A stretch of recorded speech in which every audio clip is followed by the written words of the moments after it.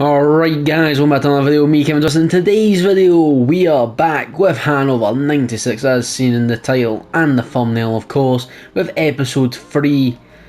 Hopefully back to continuing our winning ways, with a little bit of a break as you would have seen on the channel, but hopefully now we're back to weekly uploads.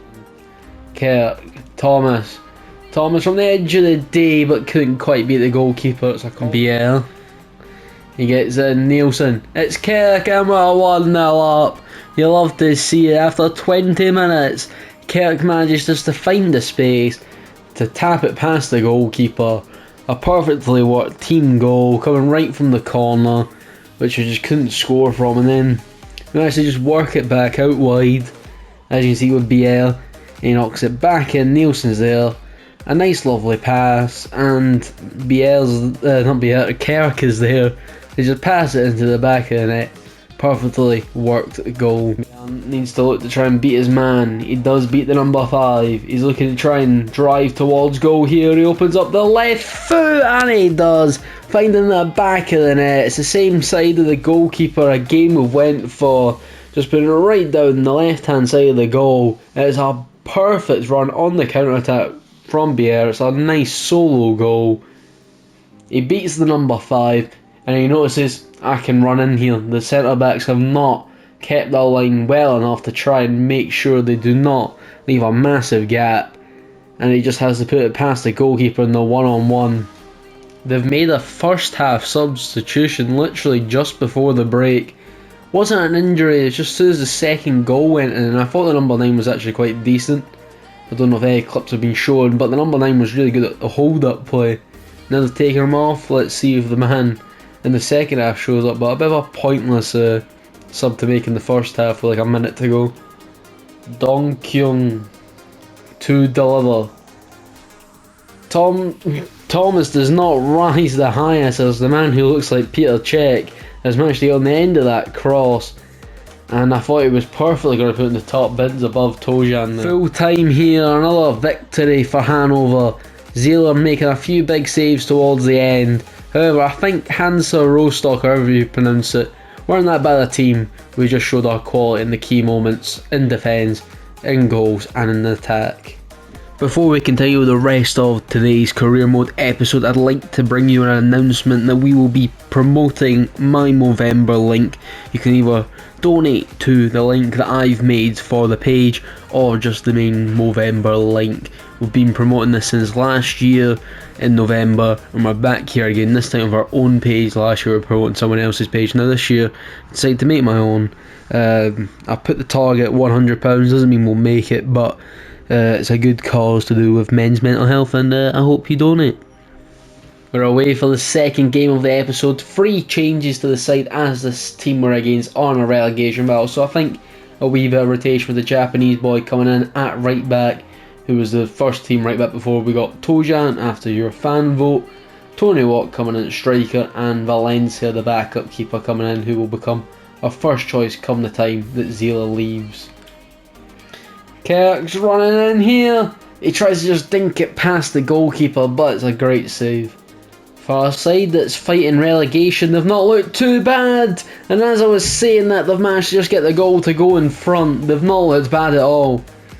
And they've been fighting for the badge for their team to make sure they aren't in that bottom 2. They're currently 3rd bottom of the league, and they're currently beating top of the league. They came out from the off this side. They're looking to try and make sure they double their advantages. Out wide here, and I thought they were about to grab their second, but Valencia stops that from happening. They looked superior in every way.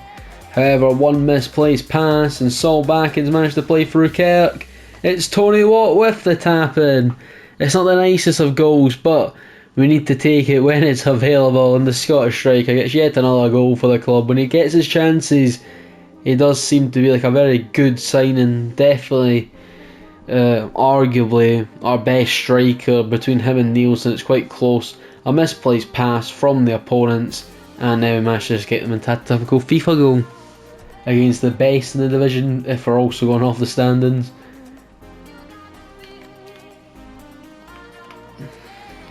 Looking like a massive upset, even if it stays the way it is. because we're apparently the best team in the division. This is one of the worst teams going off the table, and we're now dominating in the second half, but in the first half it was very 50-50. Thomas, Kirk, it's dinked in behind. It's Tony Watt to get his second, and he's managed to break the hearts of this relegation battling side. They were 1-0 up going into the second half. They looked like they could have got another at the beginning of the second half. They looked like they could have doubled their advantage. Then a misplaced pass went out to our wide men. We managed to play it in. Tony Watt got a tap in. And now with 5 minutes to go, Tony Watt takes in a lobbed ball and he just makes it 2-1, breaking the hearts of all the fans in attendance. And to make sure we remain top of the table. Did not catch the ball, they managed to play it in behind. Massive save by Valencia to keep us in front. Back at home, a very tough game against a very good side. A side also fighting for promotion alongside us. We're top of the table by a fair gap now.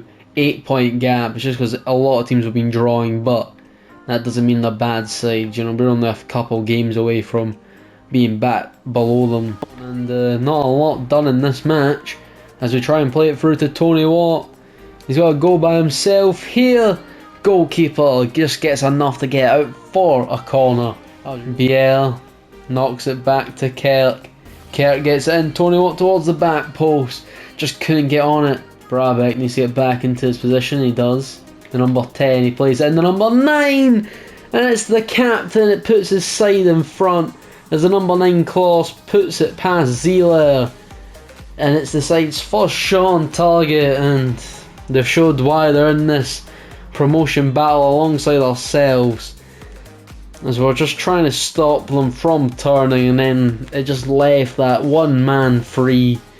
As the danger man, the number 9, just curls it past Zieler from close range into the bottom corner. Biel, he's done well. He's took a lot of players on here, and it's an equaliser. 3 minutes after conceded, we have managed to get an equaliser. Poor defending right from the kickoff. We just knocked it about, and then Biel, he took one man on. He took another. And he just finds the space to get the shot off. Look, he just does so well in the dribbling pot. And he just knocks it past the goalkeeper towards the top bins area. And it's 1-1 going into half time by the seam of things. It's Tony Watt and it's right at the keeper. It's Kirk to deliver. And it's Tony Watt. He's in the 6-yard box. One of those defenders should really be picking him up. But the Scottish striker has very much enjoyed his start to life in Germany. He's scoring in basically every game, and if he's scored, it seems like he's getting a double in most. Kirk with a perfect delivery towards that 6-yard box, and the defenders have to do better because Tony Watt is not the biggest striker in the world. Number 39 doesn't get goal side of him, and he just has to put past the keeper with a bit of power.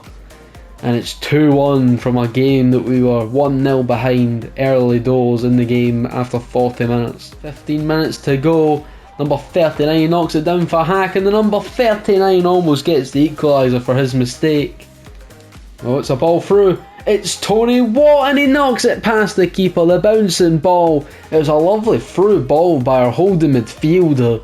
I believe it might have been even outside the boot by accident, but I'm just going to say I meant it, you know, it was meant.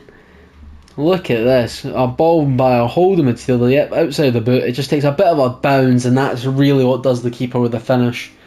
Tony Watt, he just knocks it into the ground, and actually knocking it into the ground probably gave the keeper more of a chance than saving it by the look of things at that angle.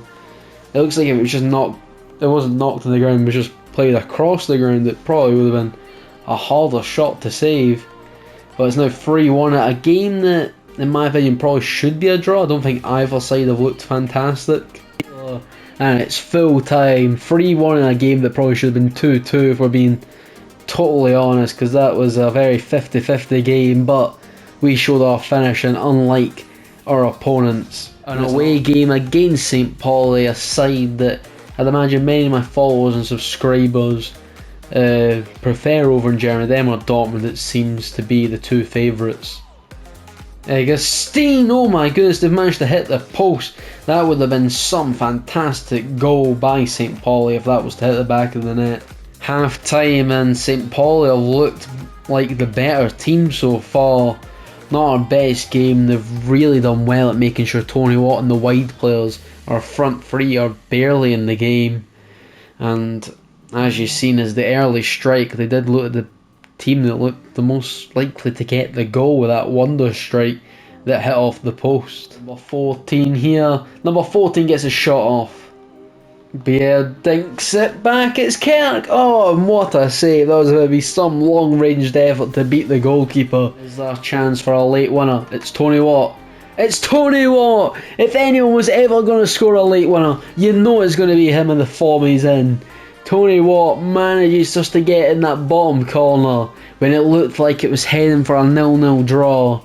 He manages just to find that little bit of quality just to knock it past the goalkeeper. If you're a St. Pauli fan, you're devastated because you've been the better team but just weren't really clinical enough.